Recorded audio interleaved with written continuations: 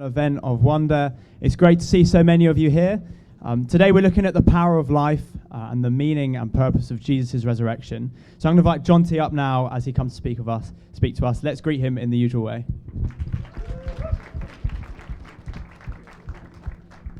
Evening, it's great to see you. Last evening of wonder. It's been a great week. Thank you for coming. If it's your first night here, welcome. We've missed you this week, but it's great you've made it tonight.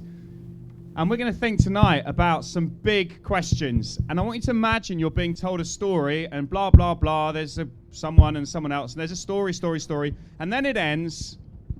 And they all lived happily ever after. Right? We've all heard those stories. Is there not a little bit of you that just thinks to yourself, but did they really? Did they really live happily ever after? You know, Prince Charming and Cinderella, they get together. Are you sure? Are you sure that they didn't have a bit of trouble in their marriage? You sure they didn't have a wayward son who caused them a lot of headache? You sure they didn't have financial difficulties? Well, of course they didn't, because it's a fairy tale. And fairy tales always end happily ever after. But that's not real life. Because the trouble with real life is that it's never happily ever after. Real life is more happily for a little while. That's the most that we can expect. That's the best that we can hope for. Perhaps happily for a little while. But I'm going to talk to you tonight, and we're going to look tonight at something which I think is breathtaking, and I'm going to show you what God has planned for this world that he made. Now, even already, I understand that there are people in the tent tonight who don't believe in God or who don't know what they think about God. That's fine. It's great you're here.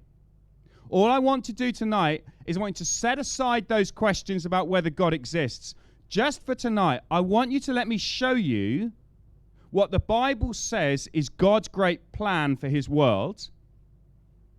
And I want to show you it's better than you could ever imagine or ever dream. It really is amazing.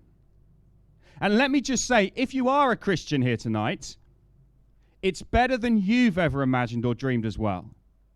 You have no idea how great God's plan for this world really is. His plan is more than just happily ever after. It is stunning. And that's what I want us to think about tonight. I want us to think about an ending that is beyond anything that you could ever dream. And then I want to show you why that might actually be true. So that's where we're heading tonight. You see, most of us, if you've had any contact with church or with Christians or with godly type people, don't know what they are, but if you've had any contact with those sorts of people, you hear people talk about heaven. Oh, I want to go to heaven when I die. Okay, let me say something a little bit controversial. I don't want to go to heaven when I die. God's plan for this world is better than that. Ooh, I'll show you why in a second. Don't freak. It's all right. You see, here's the trouble. When we talk about heaven, what we imagine is a floaty place that isn't very real. We imagine a place that is disembodied, where there's no bodies. If there is a heaven, it's sort of floaty and nothingy, kind of made of candy floss, right? I mean, a world made of candy floss would be horrific. Tasty for a while, but very sticky.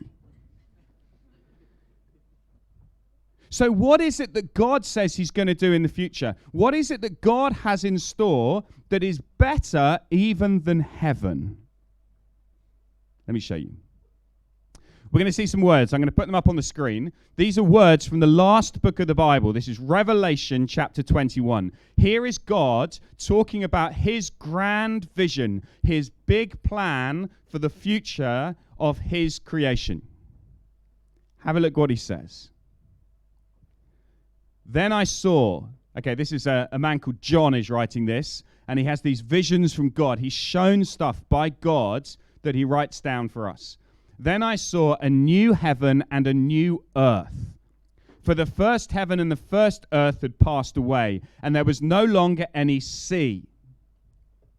Sounds disappointing if you like the sea.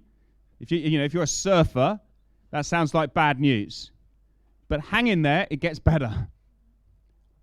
I can explain why there's no sea later, but don't worry about it for now. He goes on, I saw the holy city, the new Jerusalem, coming down out of heaven from God, prepared as a bride beautifully dressed for her husband. And I heard a loud voice from the throne saying, look, God's dwelling place is now among the people, and he will dwell with them. They will be his people, and God himself will be with them and be their God. He will wipe every tear from their eyes. There will be no more death or mourning or crying or pain, for the old order of things has passed away. He who was seated on the throne said, I'm making everything new. Then he said, write this down, for these words are trustworthy and true. Here is God's great vision for the future. God's great vision is a new heaven and a new earth. And what happens in this vision is that God, heaven, comes down. The Jerusalem is the heaven, comes down to earth. And God dwells on earth with his people. Which means that the future God has planned is not a disembodied floaty thing. The future that God has planned is a physical, bodily world. To quote Aladdin, it is a whole new world. I can show you the... I'm not singing. I'm very tempted. I can show you the world, shining, shimmering, splendid. Tell me, princess, now. No, don't get me started. A whole new world. A new fantastic point of view. Now, there's a reason why that song kind of grabs you.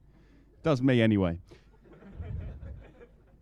Because we long for a whole new world. We long for something that is spectacular. We long for something that's better than this. We long for something that's new. Don't you love new stuff? Don't you love getting something new? I got a new bike recently. I went to Halfords and bought a bike. I don't know why. The bike bit of Halfords is always upstairs. It's so annoying because you then have to carry the bike downstairs. It's very... Anyway, I got the bike and it was new and I loved it. It was all new. It was shiny and clean. And the wheels still had those little spiky bits on the tires and it smelt new. And I don't know why I was smelling it. But everything was new. And I got on my new bike and I rode it around Halford's car park just to test it. And when I got back to the front door of Halford's, I looked at my bike and do you know what I thought? It's not new anymore. It's not new anymore. It's gone. It lasts such a short time. We crave what is new, but what is new is gone in a moment. Which is why we always need something new. And so you get your new phone, and you love your new phone, right? And you get it out of the box, and it's so exciting because it's new and it's shiny and it does things that your old phone probably also did. But never mind. And it's so wonderful, and you love this new phone. And you take out a 2-year contract because you think, I'm never going to get bored of you, new phone. I love you. You'll always be with me forever. And then you turn on the telly and iPhone have released the iPhone 11. What are we up to? I'm on iPhone 5. Right, that's how out of date I am. I have an iPhone 5 because they're cheap. not new. And suddenly this thing that was so new, which you loved so much, you get to the point after 2 years where you really hate it. I can't wait to finish my contract so I can upgrade. I just want to get rid of you.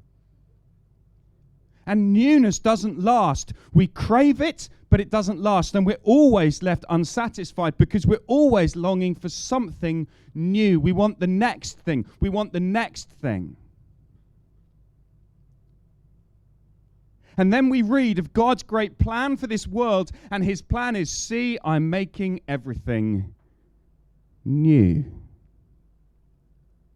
The craving that you have for newness is a craving that God says he will satisfy by making this whole world new.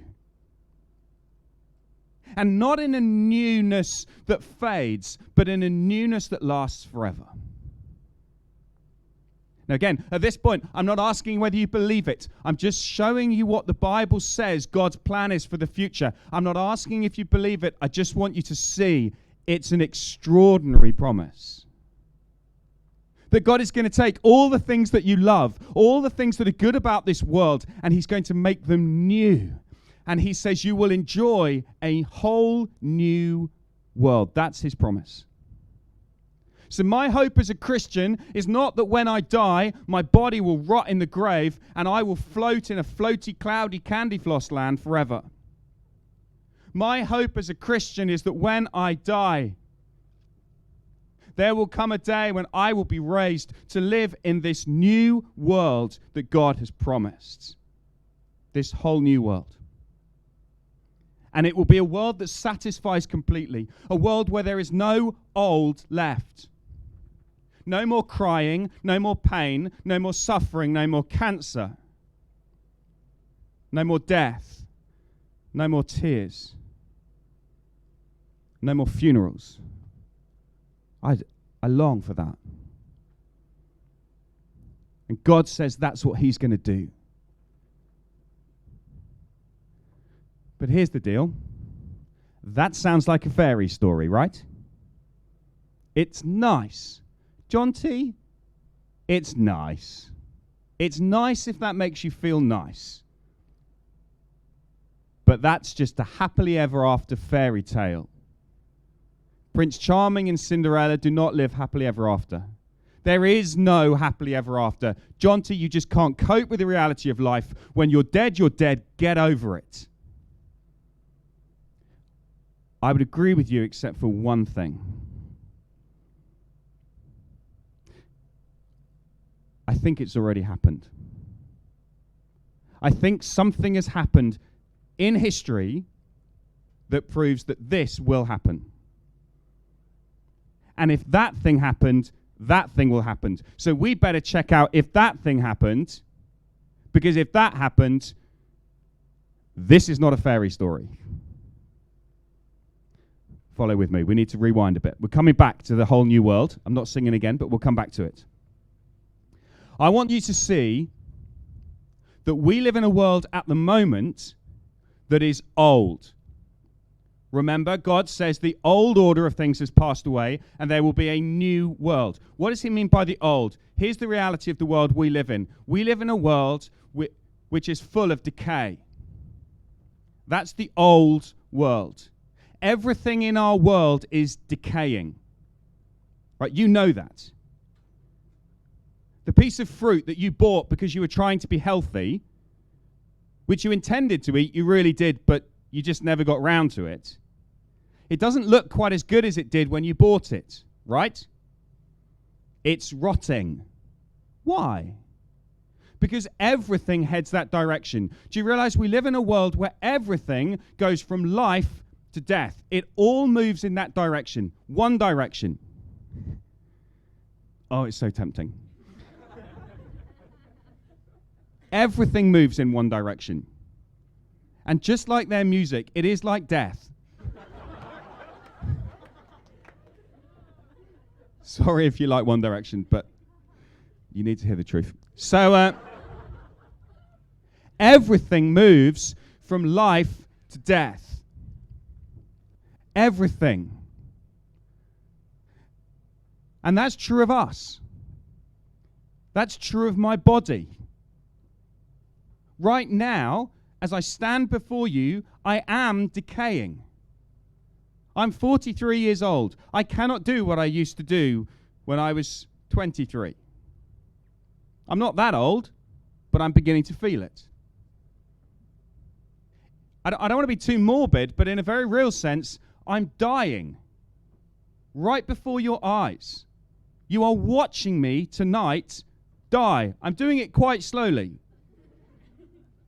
But I am dying. I am closer to death when I finish this talk, and so will you be, than when I started this talk.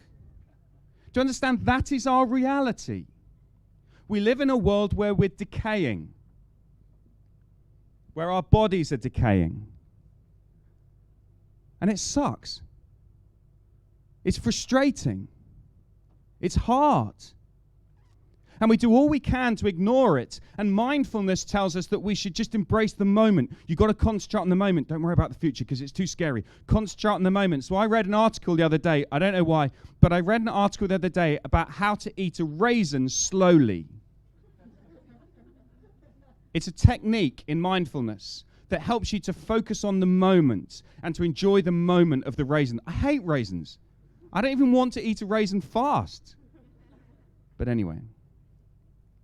But you see, because our world is a decaying world and we struggle to think of the future, we have to ignore that and we live for now. And we do all we can to have a little moment of happiness, a happily for a while moment. Because we're decaying. And if we lift our eyes to the future, it's a scary thought because we know that at the end we will die. And time runs fast. When I was a child, I laughed and wept, and time crept.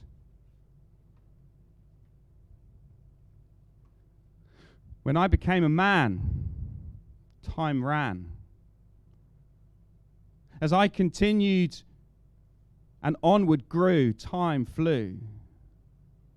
And soon I'll find when passing on, time gone.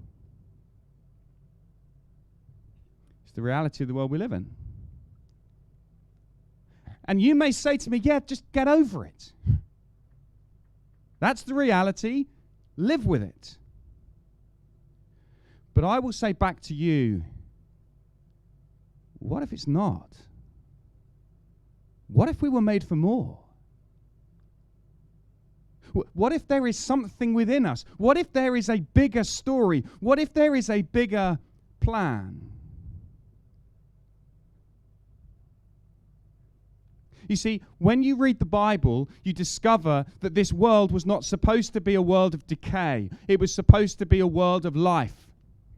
The direction of travel when God created this world was from death to life. It moved that direction. You know Nike?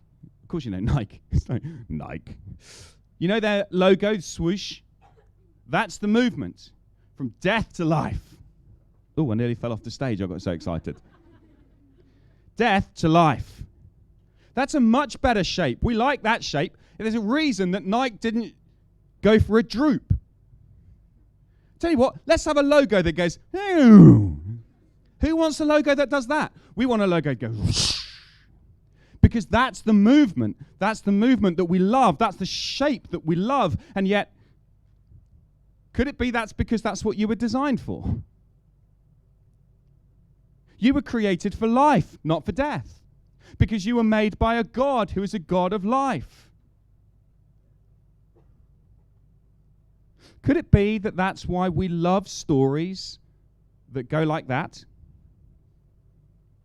Have you ever wondered why we love happily ever after stories? Could it be because there's something hardwired into us that says we were made for life? Could that be why we would rebel against extinction? Why we would say we don't want to become extinct? We're made to live, not to die. Could it be because that's true?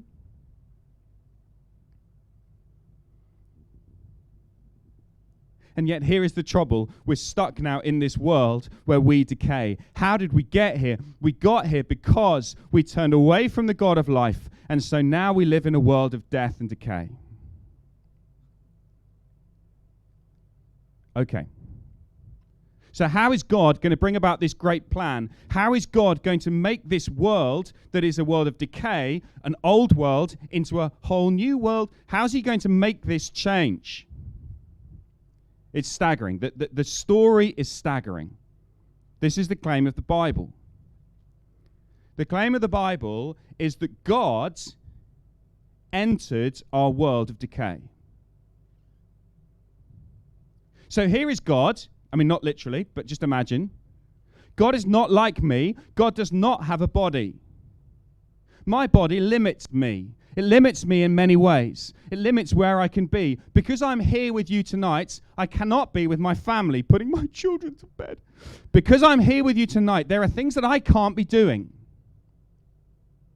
I'm limited by having a body. God doesn't have a body.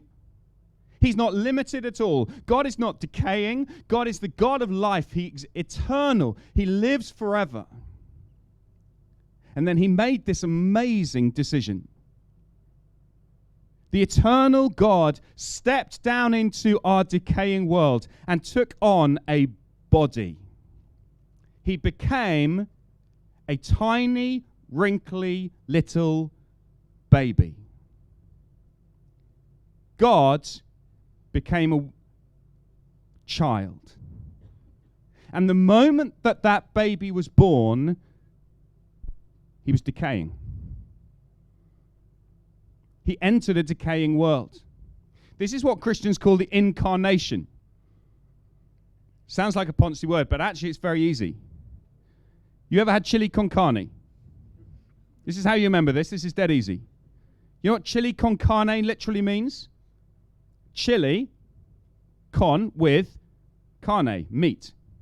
Chili con carne, chili with meat. Carne is the meat. I went to a restaurant once where they tried to serve me vegetarian chili con carne. I was not impressed.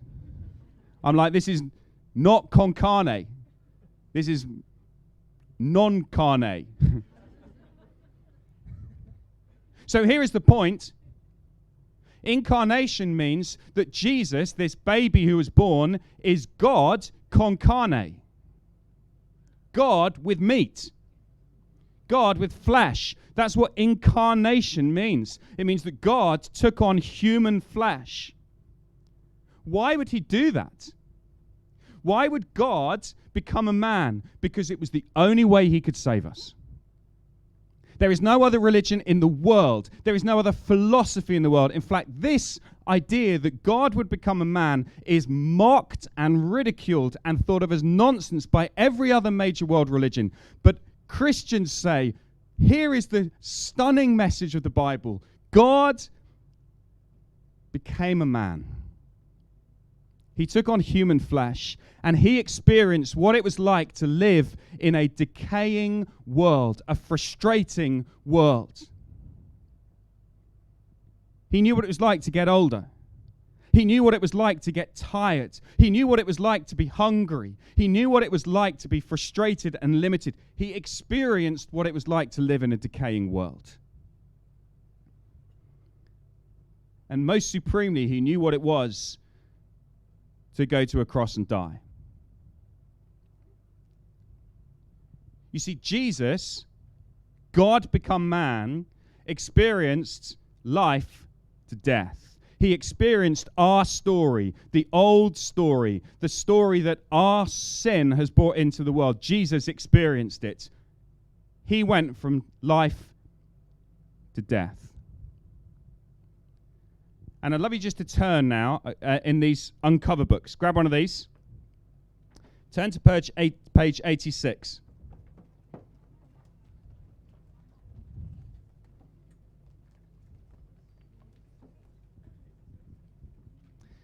Page 86. Definitely be worth you having a look at this for yourself. I want to show you, I want you to see what I'm saying is really what the Bible is saying. This is Mark's Gospel from the Bible, an eyewitness account. And have a look right at the bottom. We were thinking last night about the moment when Jesus died on the cross. Now look what we read at the bottom of page 86. It was preparation day. That is the day before the Sabbath. So as evening approached, Joseph of Arimathea, a prominent member of the council, who was himself waiting for the kingdom of God, went boldly to Pilate and asked for Jesus' body. Pilate was surprised to hear he was already dead. Summoning the centurion, he asked him if Jesus had already died. When he learned from the centurion that it was so, he gave the body to Joseph. So Joseph bought some linen cloth, took down the body, wrapped it in the linen, and placed it in a tomb cut out of rock. Then he rolled a stone against the entrance of the tomb. Mary Magdalene and Mary, the mother of Joseph, saw where he was laid. Here's my question for you. What is left of Jesus at this point? 3 times, Mark tells us, a body. Can I have the body?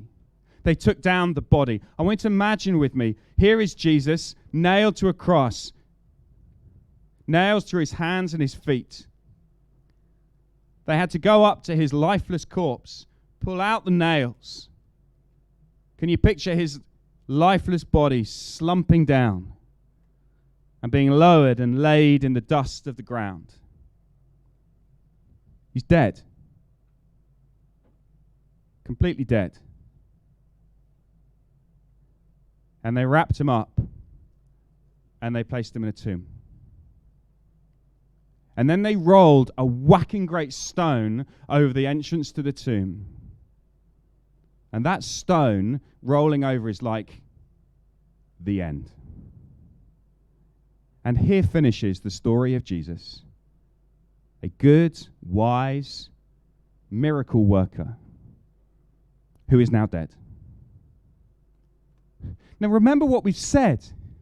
We've said that Jesus is God con carne, that Jesus is God come to earth, and he stepped into our world and he experienced our story. He lived in this old world, this world of life to death, and Jesus experienced it.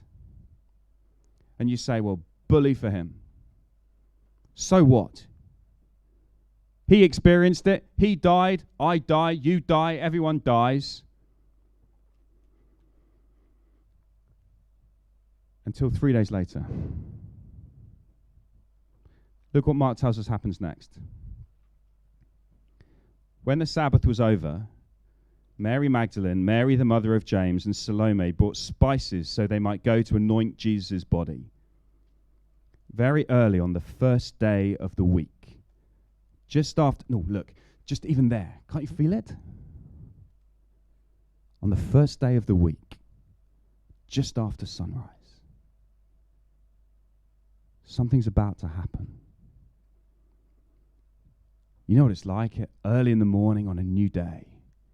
This is the first day of a new world. This is the first day of something new. The sun has risen on a new world. Something has happened that has changed human history forever. Something has happened that has changed the story. The women are going to anoint a dead body. They know he's dead. They expect him to still be dead. They're not expecting him to be alive. They're not stupid. They understand that dead means dead. They understand that it's one direction. Everything goes one way. Life to death. You don't come back from death. Everybody knows that. There weren't mothers kind of saying to their children, oh, your hamster's died. Never mind, let's put it in a box for 3 days. Perhaps it will come back to life again. No, dead means dead. It's basic science. They're going to anoint the body. And do you see what they're concerned about as they go? Have a look again. Verse 2, very early on the first day of the week, just after sunrise, they're on their way to the tomb, and they asked each other, who will roll the stone away from the entrance of the tomb? How are we going to get into the tomb? There's a big stone.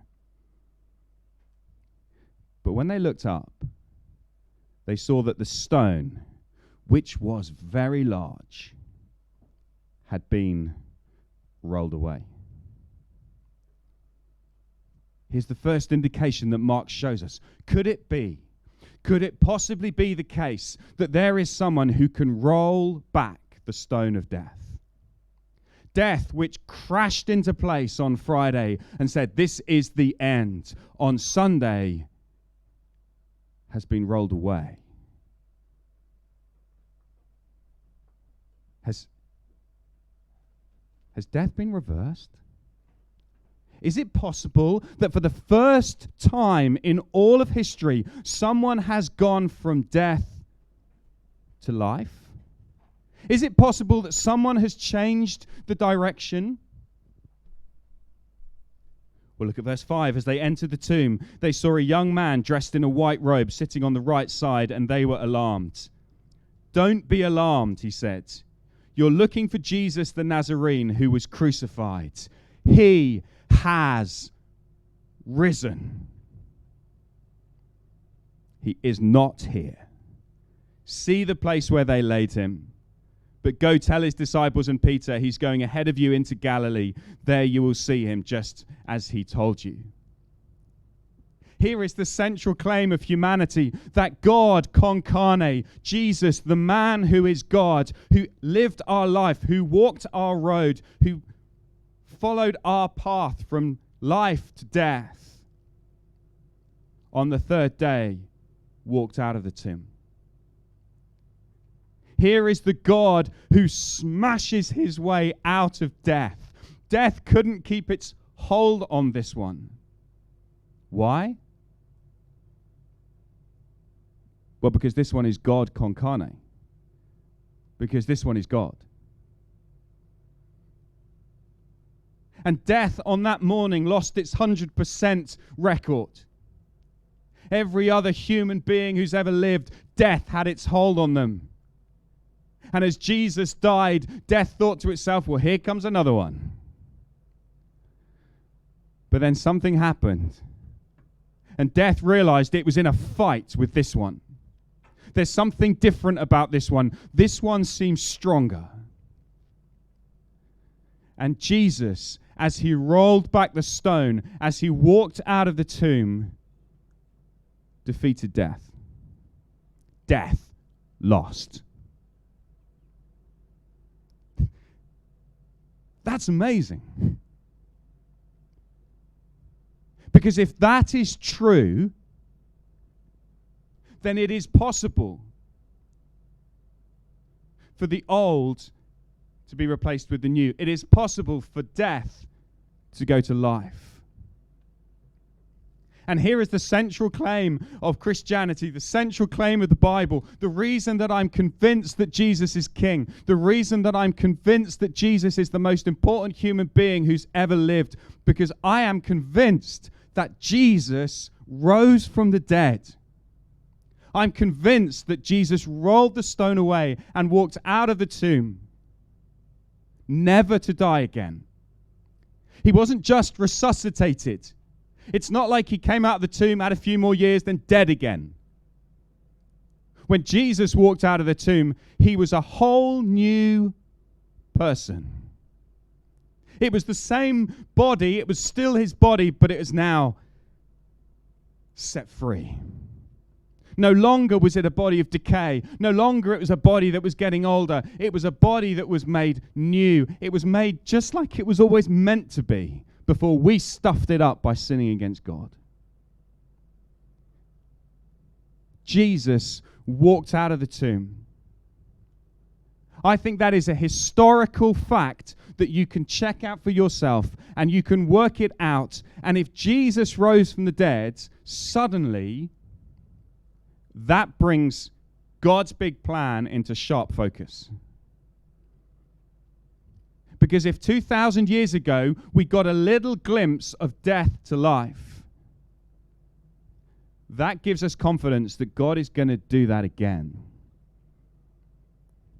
And God is going to do that for anyone who says to Jesus, please would you do that to me?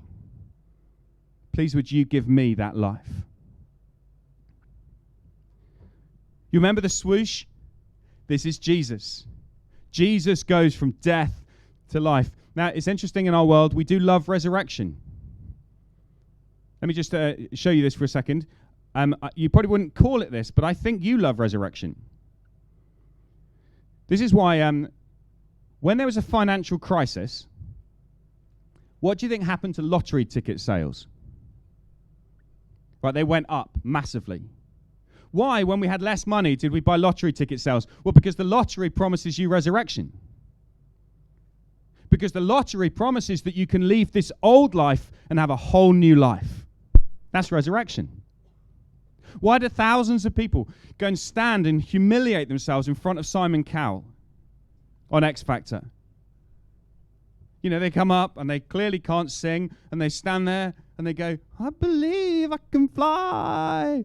I believe I can touch the sky. Why do they do it?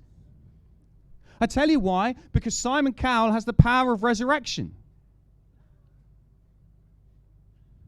Because Simon Cowell is able to take... This is why we love the stories. What are the best stories on X Factor? The best stories are the ones we go, I used to stack shelves in Asda. My life was so empty and meaningless. But now, there's the shape. Do you not see the shape?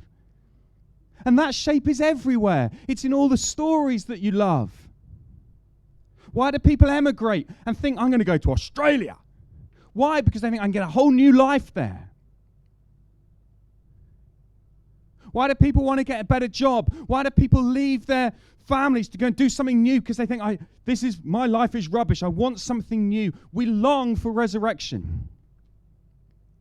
But we look in the wrong place. Because the only one who's ever turned death to life is Jesus.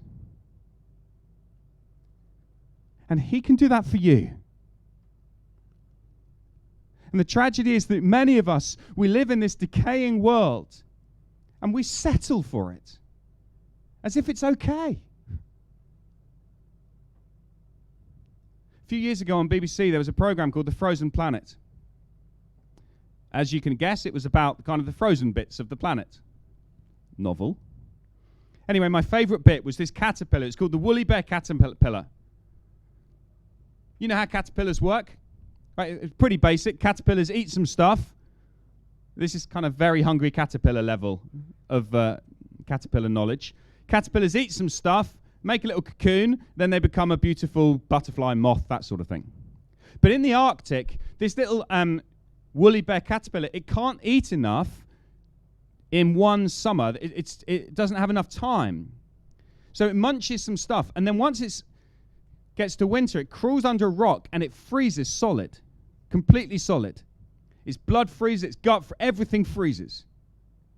Then in the spring it defrosts and it comes out and it eats some more stuff. Still hasn't eaten enough. So it goes back under its rock and it freezes again. Then it defrosts and it eats some more. Do you know how many years it does that for? 14 years. Right, 14 times it freezes, defrosts, eats, freezes, defrosts, eats. Then on the 14th summer, it comes out from under its rock, it eats, and it goes, I think I've had enough. This is it. This is my moment. And it makes its cocoon. No more freezing for me. It makes its cocoon, and then it spends some time in the cocoon. Then it comes out, and it's this moth. And do you know how long it has? 3 days. And then it's dead.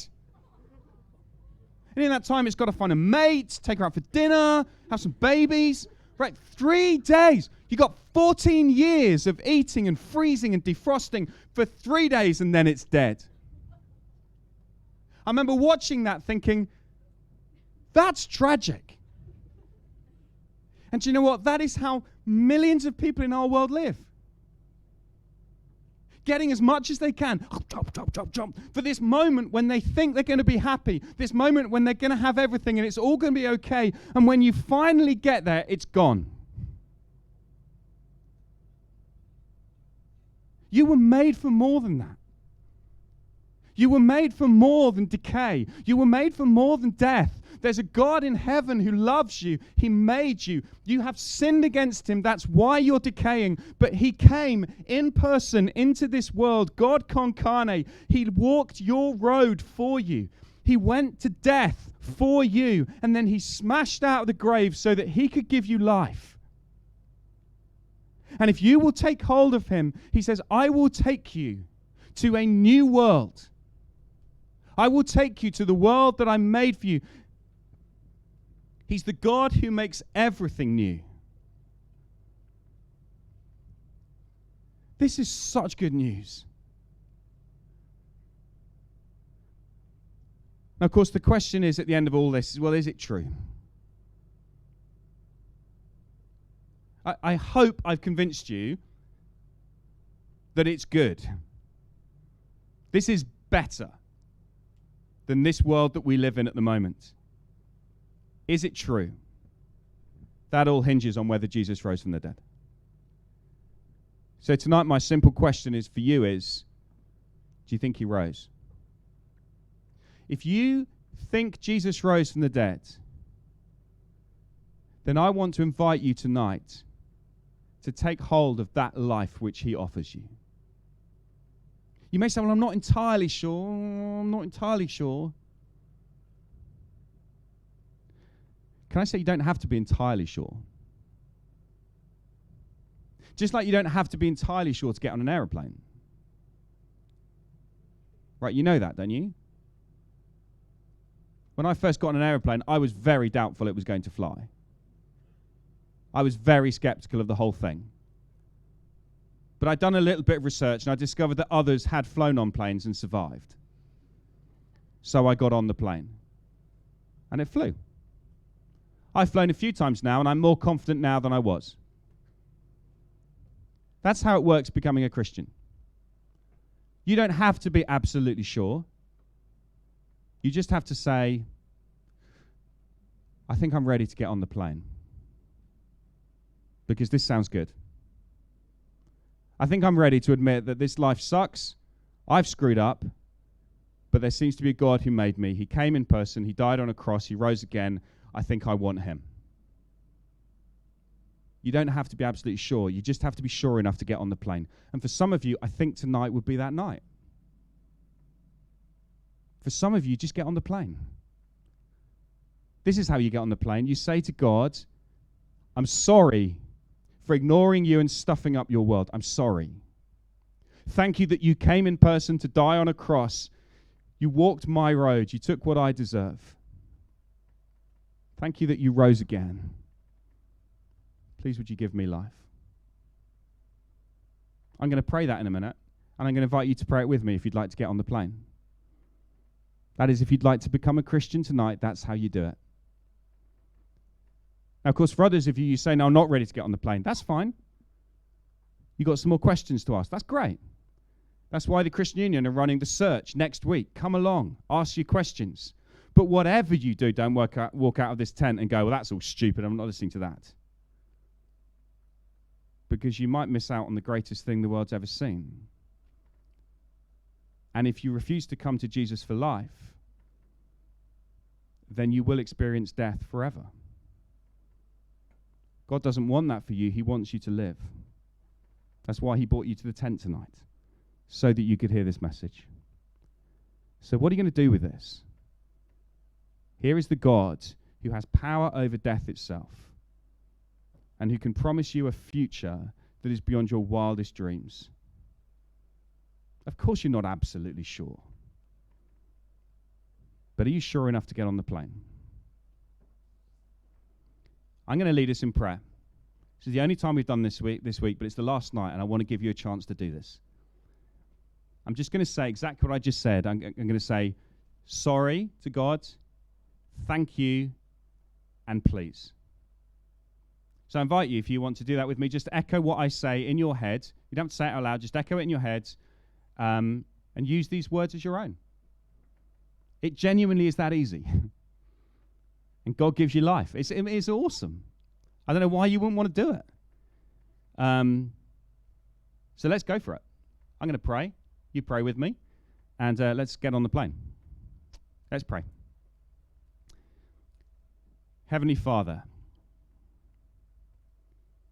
sorry that I have ignored you and I have messed up this world.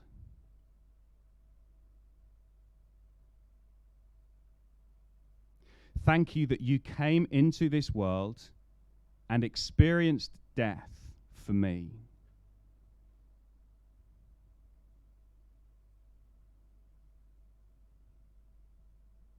Thank you that you rose again so that I could have life.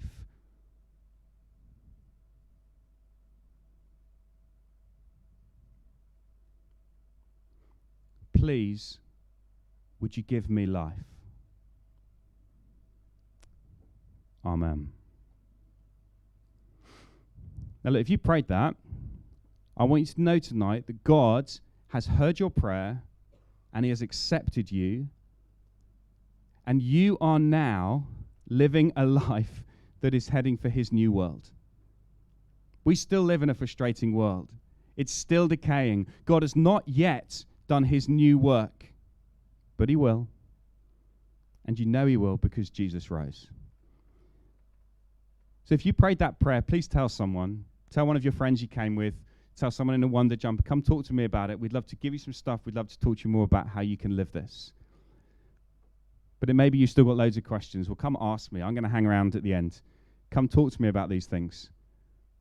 Come and enjoy life.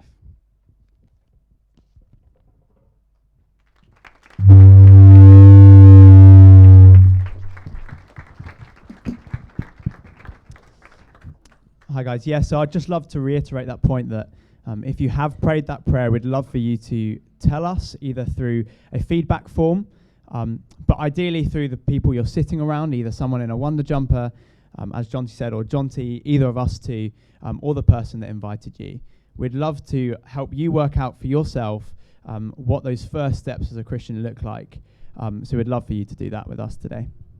And if you want to explore Christianity even more, even further, you can come to the search, and here's a quick video about it. Yes. Our entire lives are searching for things like truth, purpose, and happiness. But can these ever be found?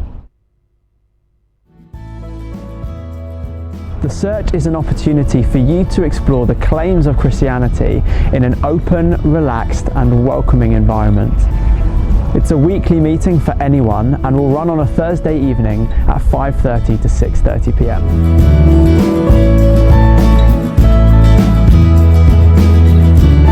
Come along and ask your questions, investigate Christianity, and uncover truth.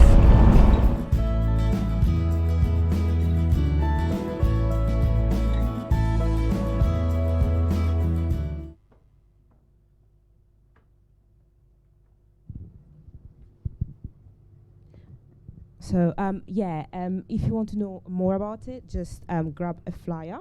There should be some on your tables. And we wanted to let you know about our amazing resources. We've got a lot of books and resources available for you. They're there at the stand, and they're for you. You can grab them. They're for you, free to take home.